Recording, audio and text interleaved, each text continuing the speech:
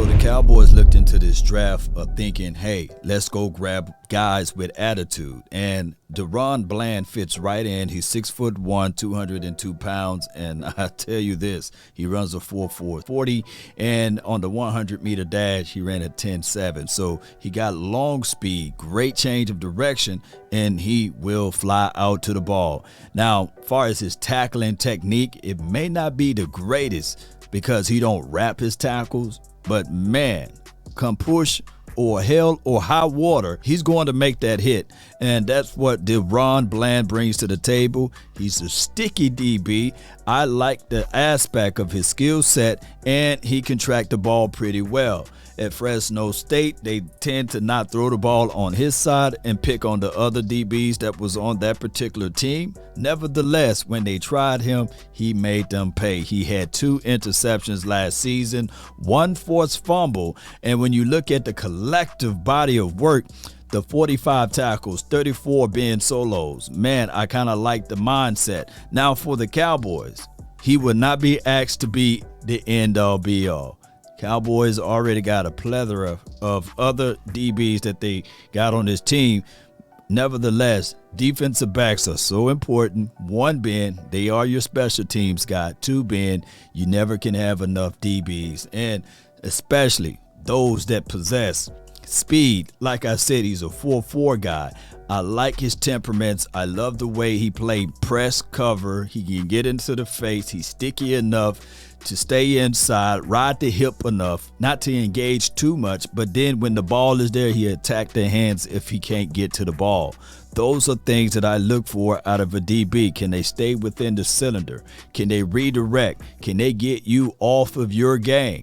And I like the aspect of DaRon Bland, and he's flying under the radar, and we all love that, Cowboy Nation, a guy that a lot of people don't know of. Keep in mind, under this particular system, you got DBs that can really learn and pick up game from other DBs that played unbelievable.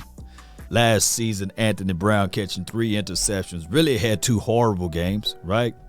The Raiders game and the Buccaneers game. And then we can also look into the fact that Jordan Lewis had 3 interceptions.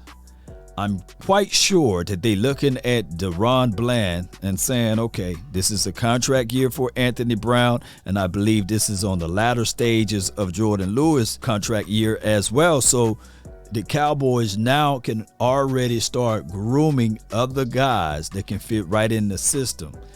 Case in point, keep in mind, in the Seattle Seahawks defense, in the cover 3 scheme that they played in, Richard Sherman was not a high draft pick.